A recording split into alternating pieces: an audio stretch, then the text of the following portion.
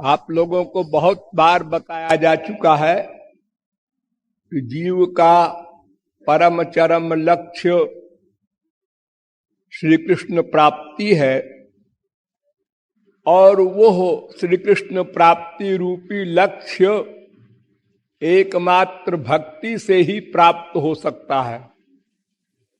वैसे तो 3 प्रकार की भक्ति होती है, स्वरूप सिद्धा भक्ति, संग सिद्धा भक्ति, आरोप सिद्धा भक्ति। ये भक्ति के 3 भेद हैं। स्वरूप सिद्धा सर्वश्रेष्ठ भक्ति है।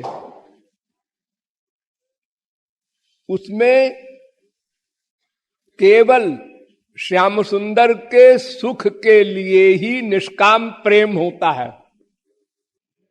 और संग सिद्धा भक्ति में कर्म ज्ञान का मिश्रण होता है।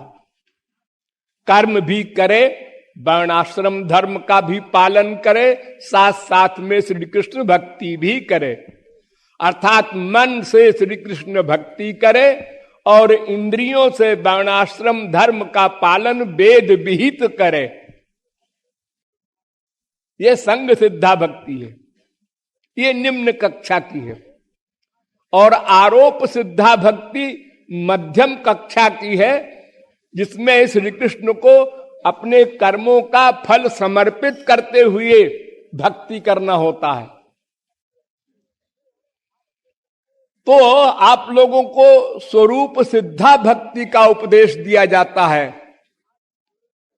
अर्थात उसमें कर्म ज्ञान योग किसी का मिश्रण न हो और कर्मार्पण करना और कर्म करना ये बीमारी भी न हो।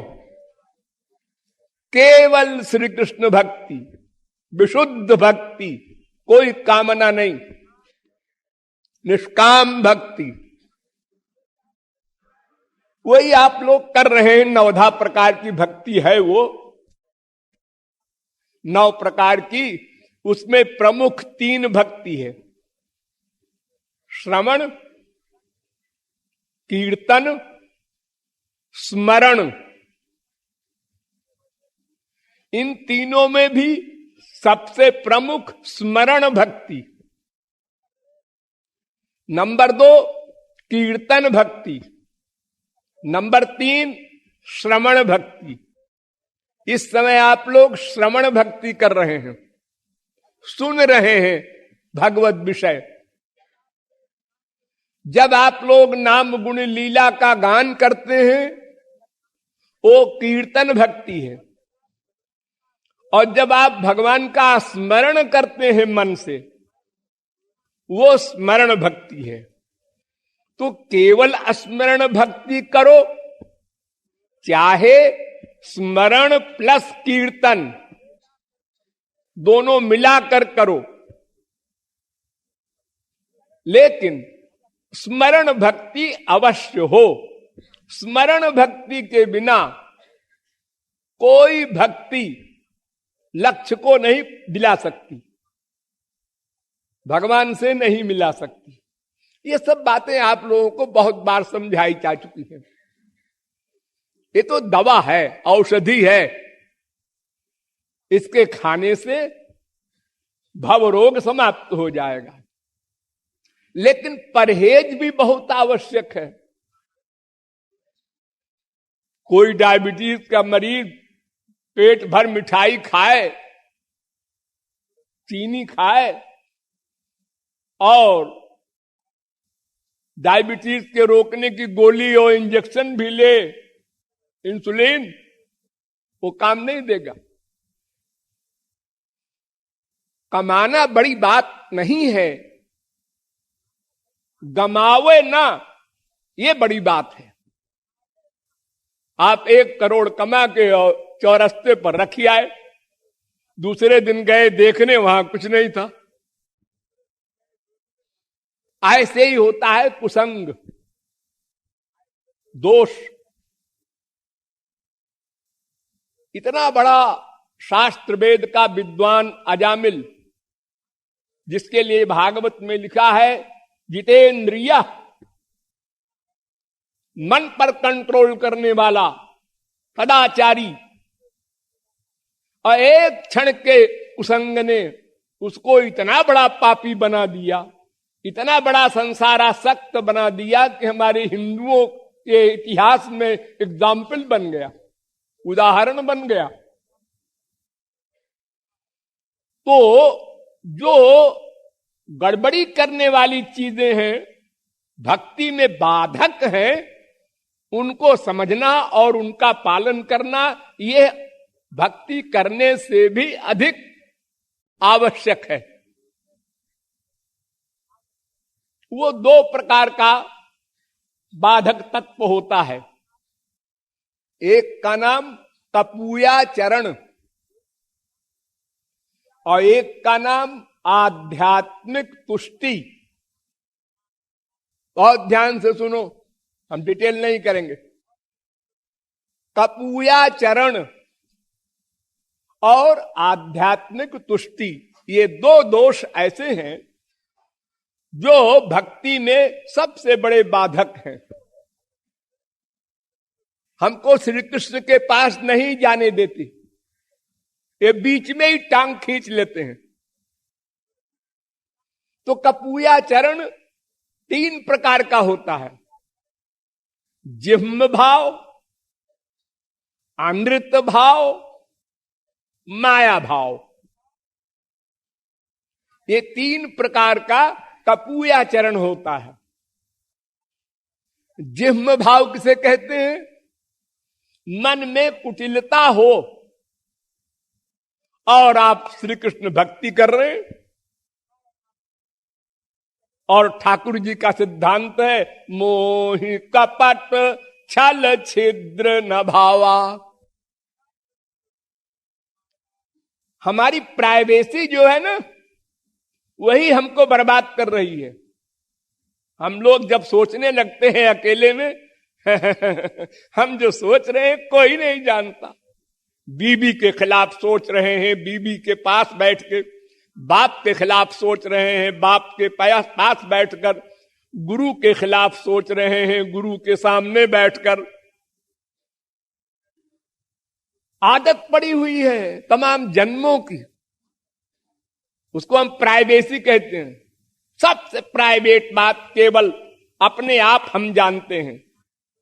उससे कम प्राइवेट स्त्री पति को बताते हैं, उससे कम प्राइवेट मां बेटे को, उससे कम प्राइवेट दोस्तों को, उससे कम प्राइवेट नौकर को।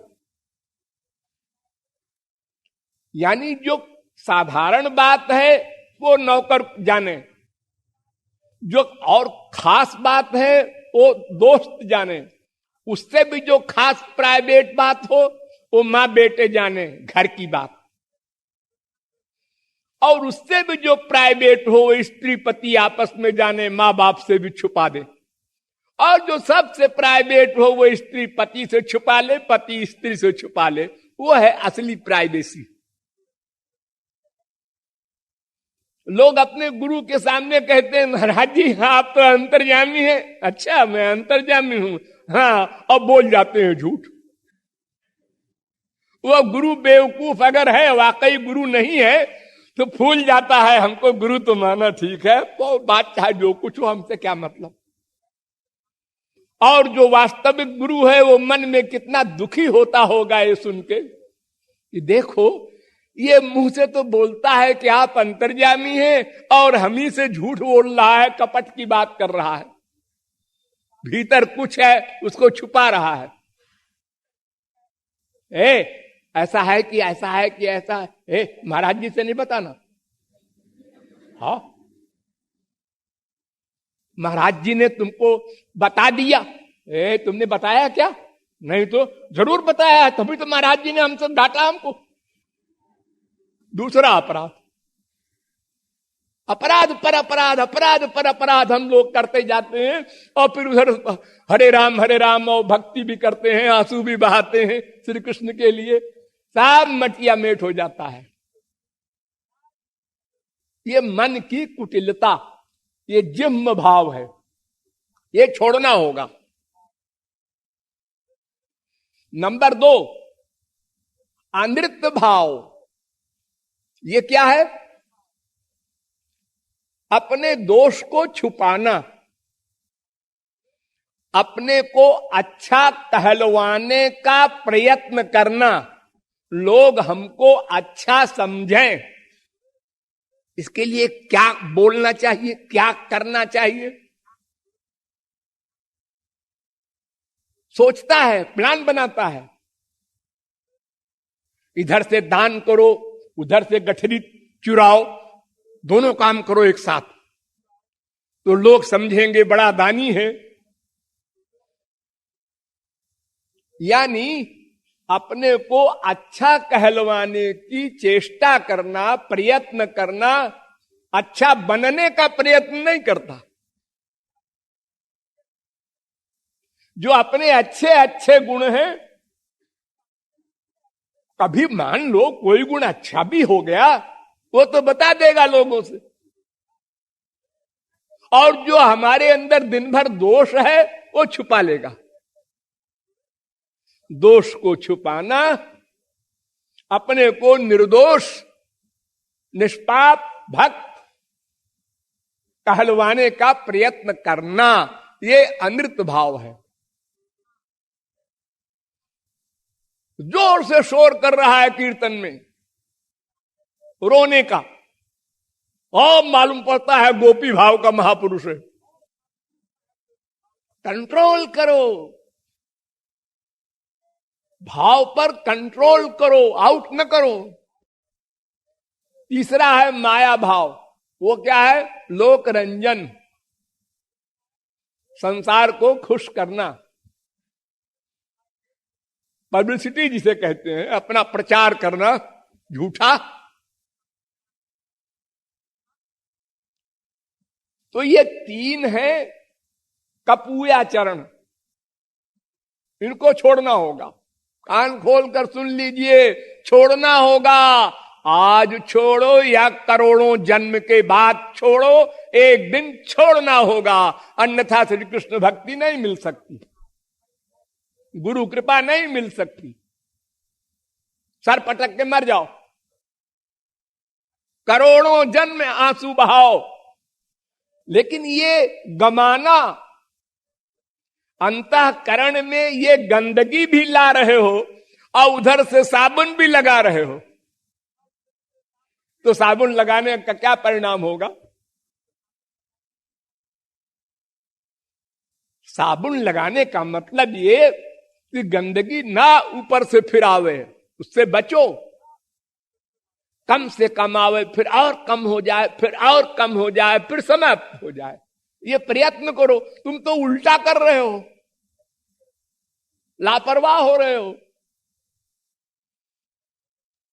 तो ये हुआ कपूयाचरण। अब दूसरा है आध्यात्मिक तुष्टि। वो क्या होती है? वो 4 प्रकार की होती है। एक तो भगवत तुष्टि, साधना नहीं करते, अजी जब भगवान कृपा करेंगे तो सब हो जाएगा, कृपा करने से ही सब कुछ हो सकता है, तुमको नहीं मालूम? अरे भगवान की कृपा के बिना पत्ता नहीं हिलता। हाँ, वो जब कृपा करेंगे तो साधना अपने आप हो जाएगी, वो करा लेंगे। अपने तुष्ट हैं, संतुष्ट हैं, मक्कारी कर रहे हैं दिन रात माया के दास बन करके, कोई परवाह नहीं है, काल की परवाह भी नहीं है कि कल रहे न रहे, अगले क्षण में प्राण निकल जाए तो क्या होगा, मानव देह पाकर क्या किया। यह है भगवत तुष्टि। एक होती है शरण वरण तुष्टि। शरण वरण तुष्टि क्या होती है? कि मुंह से तो बोल देते हैं, तुमेव माता च पिता तुमेव, तुमेव बंधुश्च सखा तुमेव, तुमेव विद्या द्रविणम तुमेव, तुमेव सर्वम मम देव देव। श्री कृष्ण शरणम मम। ये क्या है? ये मंत्र है हमारे गुरु जी का, श्री कृष्ण शरणम मम। एक संप्रदाय का ये भी मंत्र है। क्या मतलब? मैं आपकी शरण में हूं। ऐसे ही तो अर्जुन भी शरण में था। शिष्यस्ते हम साधिमाम त्वाम प्रपन्नम, मैं आपकी शरण में हूं लेकिन युद्ध नहीं करूंगा।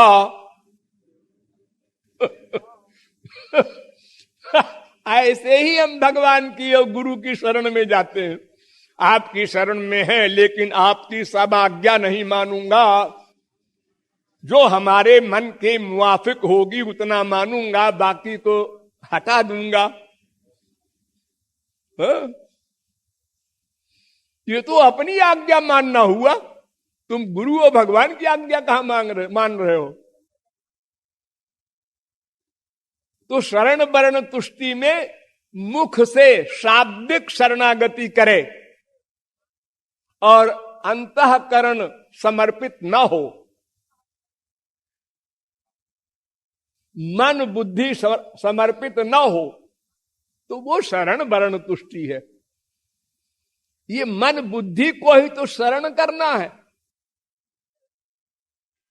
मुख से कह दिया शरण, क्या जबान को शरणागत करोगे? या शरीर को दंडवत गुरु के चरणों में डाल दिया, शरीर का समर्पण करोगे? अरे शरीर का भी करो, ठीक है, लेकिन मेन चीज है मन बुद्धि। इसलिए अर्जुन से भगवान ने कहा, मैं ये मन आधत्सो मई बुद्धि निवेशय। अर्जुन मन भी मुझको दे दे, बुद्धि भी मुझको दे दे। जब बुद्धि मुझको दे देगा तो एक खोपड़ी लगाना तेरा बंद हो जाएगा। गुरु ने कहा यहां से चले जाओ, फिर इन्हें सोचेगा क्यों चले जाए, यहां कीर्तन हो रहा है, मुझे आप कहते हैं चले जाओ। सोचो मत, गुरु आज्ञा पालन, बुद्धि मत लगाओ। वाल्मीकि इतना बड़ा पापात्मा,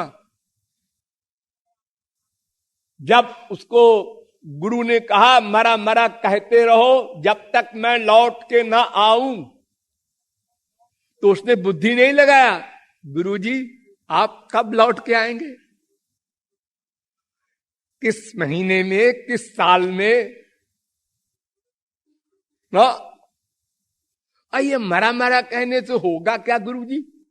ना, पूछा नहीं कुछ, बस मरा मरा मरा मरा कहता रहा। शरीर में दीमक लग गए, सारी हड्डी पसली सब चाट गए और उसने बुद्धि नहीं लगाया। तब महापुरुष आया, परीक्षा में पास हो गया हो, गुरु आया, सब कुछ दे दिया। तो शरण वर्ण तुष्टि का अभिप्राय है कि वाणी से तो समर्पित हो और मन बुद्धि को समर्पित न करे, शरणागत न हो, तो ये भी बाधक है। और काल तुष्टि तीसरा। अरे साहब ऐसा है कि जब समय आएगा ना तो सब करा लेगा। पुरुष बली नहीं होता है, समय होत बलवान, भिल्ले लूटी गोपिका, सोई अर्जुन सोई बान।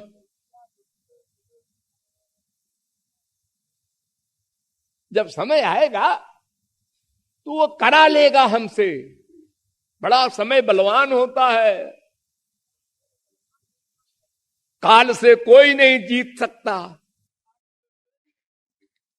इसलिए अपन बैठो आराम से, स्त्री पुत्र मां बेटा बाप रसगुल्ला में आसक्त रहो। जब समय आएगा तो करा लेगा। समय आया, हाँ आया, क्या आया, हम गए, संसार छोड़ के हम गए, ये समय आया। वो समय नहीं आया जो ईश्वर भक्ति करा लेता, ये काल तुष्टि। और एक होता है भाग्य तुष्टि। जब तकदीर में लिखा होगा तो अपने आप हो जाएगा, कोई नहीं रोक सकता। हरिणापि हरेणापि ब्रह्मणापि सुरैरपि ललाट लिखिता रेखा परिमार्ष्टुम न शक्यते। अरे साहब, ब्रह्मा विष्णु शंकर की शक्ति नहीं है, अरे श्री कृष्ण की भी शक्ति नहीं है। ये लिखना भूल गए थे, वो भी लिख देते इसी श्लोक में। देखो, उत्तरा विधवा हो गई, अभिमन्यु की स्त्री, और अभिमन्यु के मामा भगवान श्री कृष्ण बैठे थे, और अर्जुन उनका बाप अभिमन्यु का, वो भी गीता ज्ञानी महापुरुष, और शादी कराया वेद व्यास, वो भी भगवान के अवतार। यानी तीन तीन भगवान, वेद व्यास भी, श्री कृष्ण भी, अर्जुन भी। और अभिमन्यु मारा गया, कोई नहीं बचा सका। तो विधिकर लिखा को मेटन हारा, कोई नहीं मिटा सकता।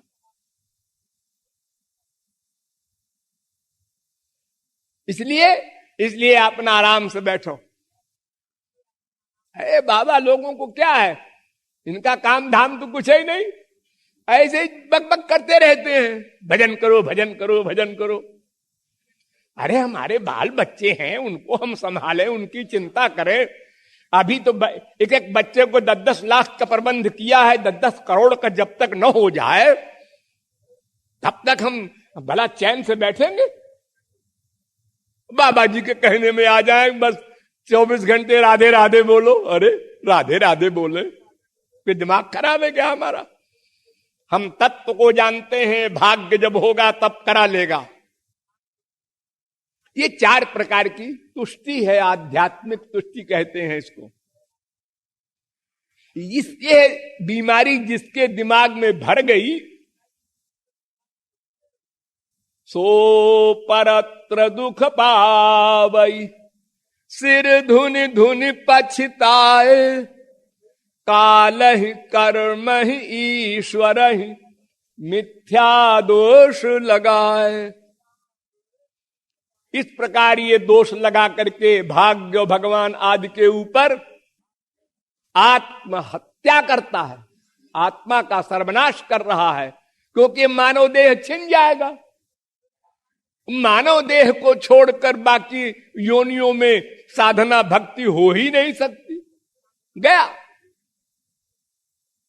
अब कबहू करी करुणा नर देही, कभी भगवान दया करके मानव देह देंगे संचित कर्म से निकाल करके, तो फिर हम ऐसे ही कर देंगे।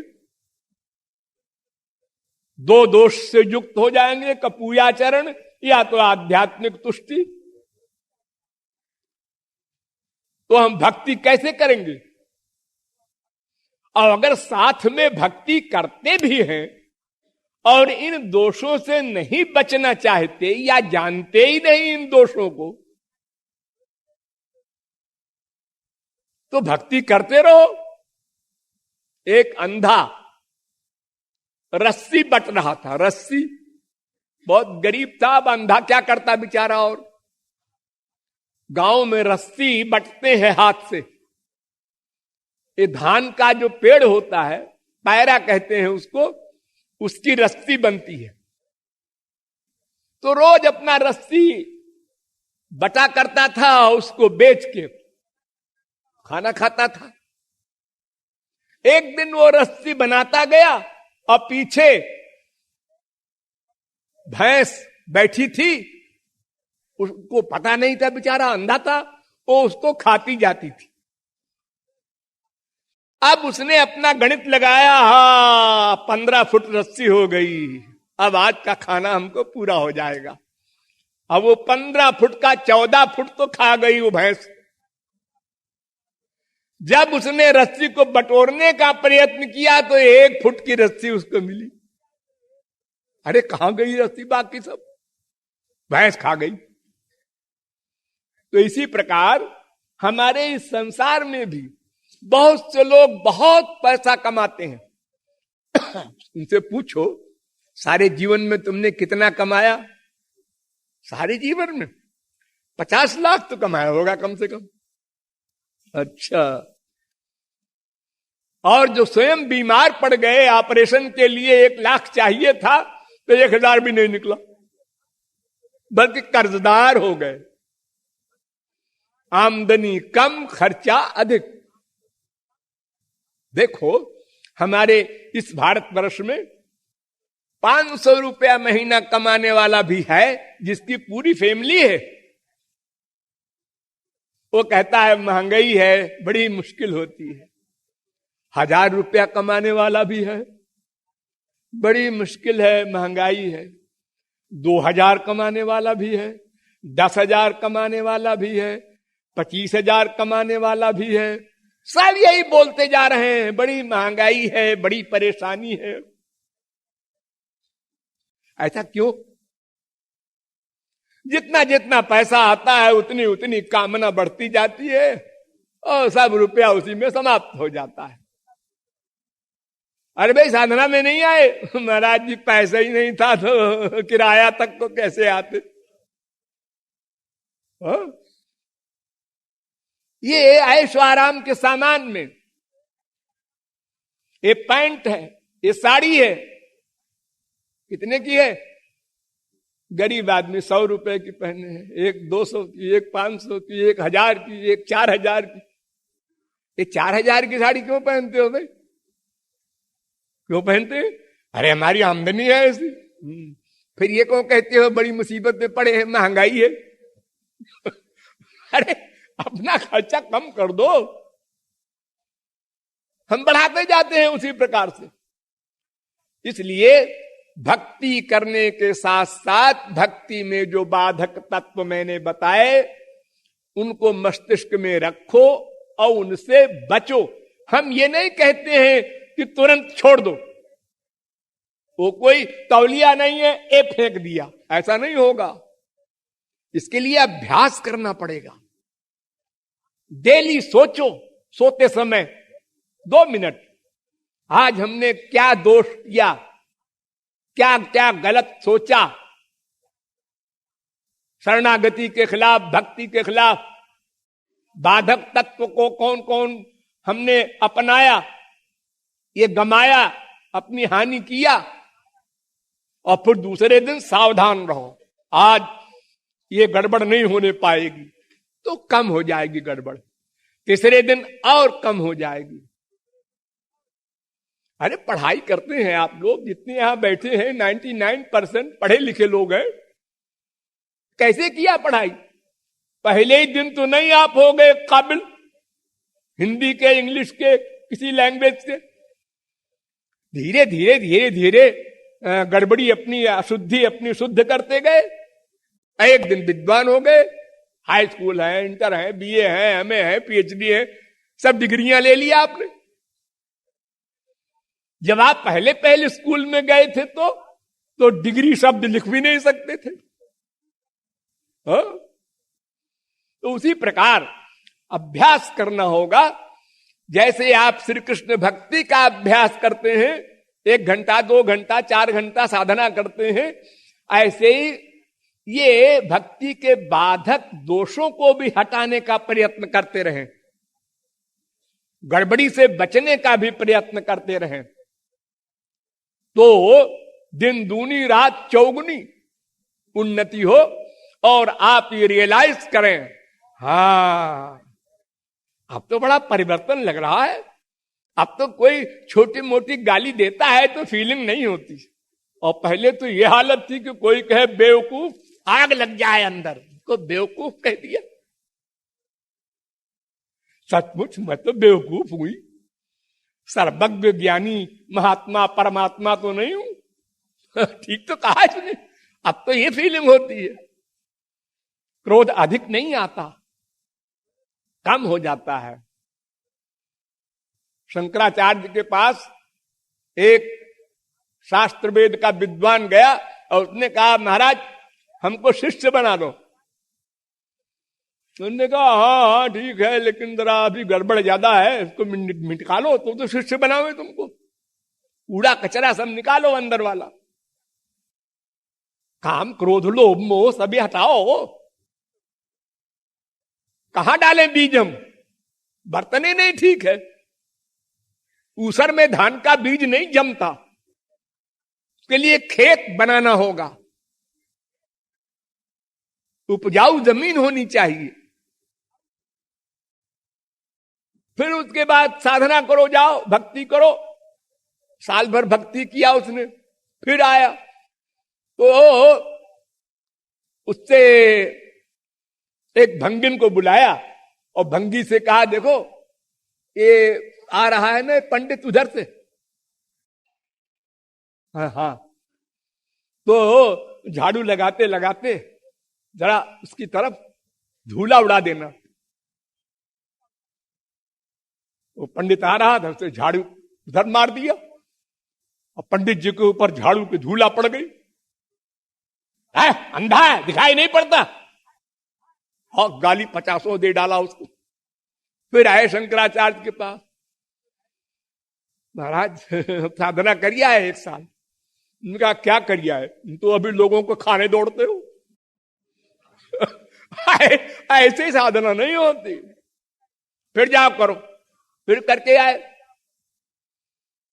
तो शंकराचार्य ने कहा है भंगी से कि देखो आपकी ऐसा करना, झाड़ू छुआ देना उनके पैर में।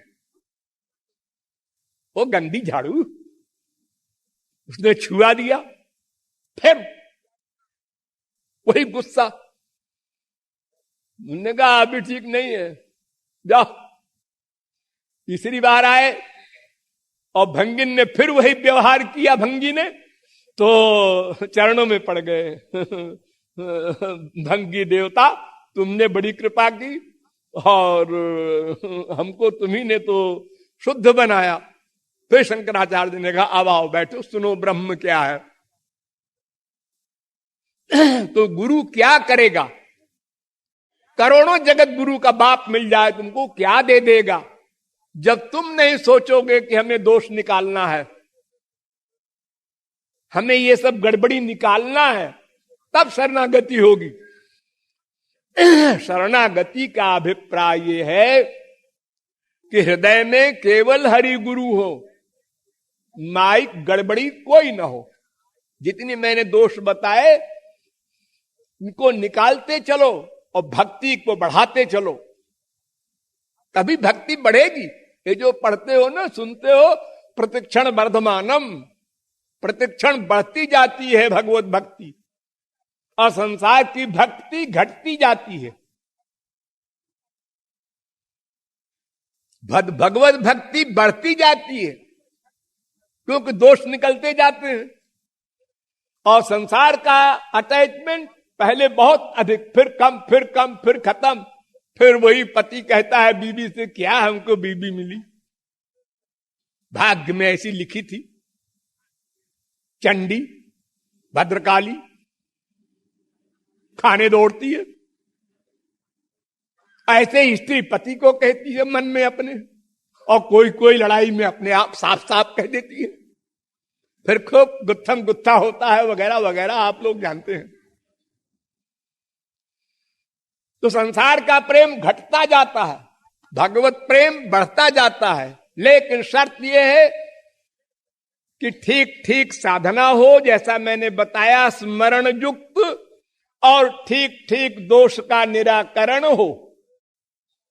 इन गड़बड़ियों को हम निकालते चलें तो फिर वो भक्ति प्रतिक्षण बढ़ती जाएगी, और जब पूर्णता को प्राप्त हो जाएगी भाव भक्ति के ऊपर, तब हमारा अंतःकरण शुद्ध हो जाएगा। तब गुरु हमको उस शुद्ध अंतःकरण में स्वरूप शक्ति देगा। फिर स्वरूप शक्ति से विशुद्धा भक्ति और भगवत प्राप्ति, ये क्या भगवान अंडर में हो जाएंगे, तुमको अपना लक्ष्य मिल जाएगा। बोलिए वृंदावन बिहारी लाल की।